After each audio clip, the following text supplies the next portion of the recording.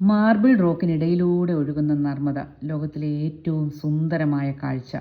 2 mile നീളത്തിൽ തിളങ്ങുന്ന marble പാറകൾക്കിടയിലൂടെ ഒഴുകുന്ന നർമ്മദ. പൗർണമി രാത്രിയിൽ ചന്ദ്രന്റെ വെളിച്ചത്തിൽ വെള്ളത്തിൽ പ്രതിഫലിക്കുന്ന പാറകളുടെ കാഴ്ച താജ്മഹലിനേക്കാളും മാന്ത്രികമാണ്.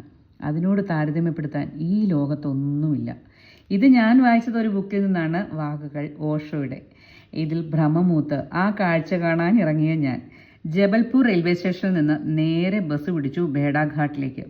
ഭൈരവ് ഘാട്ട് എന്ന പേരിൽ നിന്നും ഭേഡാഘാട്ട്. സത്യം പറയാലോ, ഇവിടെ എത്തിയാൽ നമ്മൾ ഒരു മാന്ത്രിക ലോകത്തിലാവും.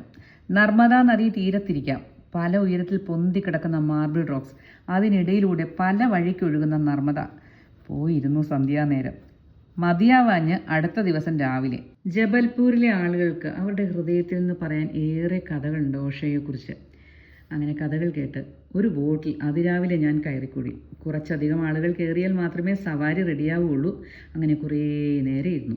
നദിയുടെ ചെറിയ തിരമാലകളിലൂടെ ആടി ആടി സുന്ദരമായ കാഴ്ച കണ്ട് ഒരു 1.5 മണിക്കൂർ ആയപ്പോഴേക്കും യാത്ര തുടങ്ങി. യാത്രയിലുടനീളം തമാശ പറഞ്ഞ് യാത്രികരെ പൊട്ടിച്ചിരിപ്പിക്കുന്ന തുഴക്കാരൻ. ഇവിടെ മാർബിളാൽ നിർമ്മിച്ച സകല കരകൗശല വസ്തുക്കളും ഇവിടുത്തെ മാർബിളിൽ നിന്നല്ല എടുത്തിട്ടുള്ളത്. അത് രാജസ്ഥാനിൽ നിന്ന് വരുന്നതാണ്.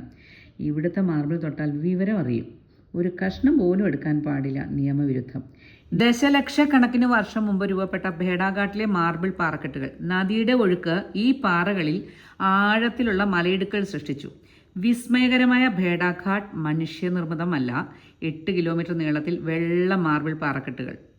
ലോകത്തിലെ അപൂർവമായ ഈ കാഴ്ച കൊത്തിയെടുത്തത് നർമ്മദ. ലോകത്തിൽ നദി കൊത്തിയെടുത്ത 3 മലയിടുക്കുകൾ. മലയാളി യാത്രികരെ, നിങ്ങൾ തായ്ലാൻഡിലെ താരോക്കോ മലയിടുക്കും ബൾഗേറിയയിലെ ട്രിഗ്രാഡ് മലയിടുക്കും കണ്ട് കോരിത്തരിക്കുമ്പോൾ നമ്മുടെ സ്വന്തം ജബൽപൂരിൽ അതിലും സുന്ദരമായ മാന്ത്രികത സൃഷ്ടിക്കുന്ന ഒന്നുണ്ടെന്നുള്ളത് അറിയുമോ എന്തോ.